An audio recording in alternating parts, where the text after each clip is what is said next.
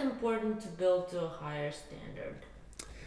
Why is it important to build to a higher standard? Well, I believe there's a few reasons, right? So, we can talk about the whole helping the environment and doing all that stuff, but you've heard all that. You watch the news, you can hear all about that. I think it's important on another note. It's really for our own health. So you've probably heard me say before. The EPA, Environmental Protection Agency, says that we spend about 87% of our time indoors.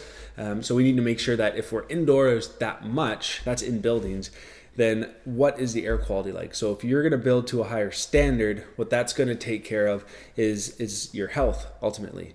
When you're building, in my opinion, what is building to a higher standard? Well, that's kind of just thinking about everything that's involved when building. So yes, you want to build something that's energy efficient, but you're also going to want to think of the products that you're using in your home. So are they healthy? Where are they coming from? How far were they shipped? Those are the things that'll, how far are they shipped? That's going to affect the environment. But I also like to think about how are they manufactured? How are the people affected that have to build those products, but also install the products once it comes to your home? Is there any off-gassing, right? Once the product's in your home, are those products going to off-gas at all?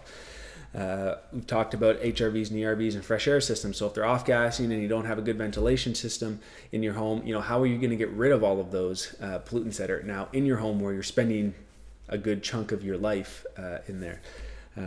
The other thing is personally, I want to take care of my health. I want to take care of my family. That's top priority.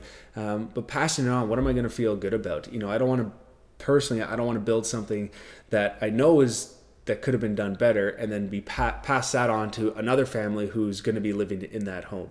That's not going to make me feel good. So those are things that I think about. So even if I'm only going to be there short term, okay, well, what can I do that makes sense? That actually, if you're thinking financial, if it's short term, that's going to then be able to be passed on, and then for generations, hopefully. How long is a home going to be standing for, right? You want these homes ideally to be standing as long as possible. You don't want them to be torn down. I look at some of the homes that go up these days, and you drive past them 20 years later. A home that my brother used to live in, he went through the neighborhood, and it was built, I think, like 14 years ago. And he says the neighborhood looks like absolute terrible because the houses weren't built very well, right? They're just put up as quickly as possible and sold for a price that people are willing to pay because, it does cost more to build to a higher standard. But what is that cost at the end of the day?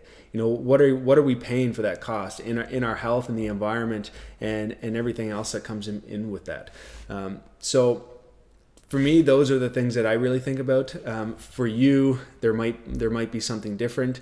I've talked to a lot of people that are really affected by VOCs and those types of products within, or those types that off-gassing within a home. So they're more sensitive to those things. But I believe it's really affecting all of us. I know it's affecting all of us. There's all sorts of research done out there, but maybe just not on a level that we actually realize it until we start to eliminate those things, and then we realize, like, hey, I have more energy now. I feel better. My nose isn't stuffed every single day when I wake up. Whatever those things are, if you start to think about those things, you'll realize that there is a difference, and building to a higher standard will really help you.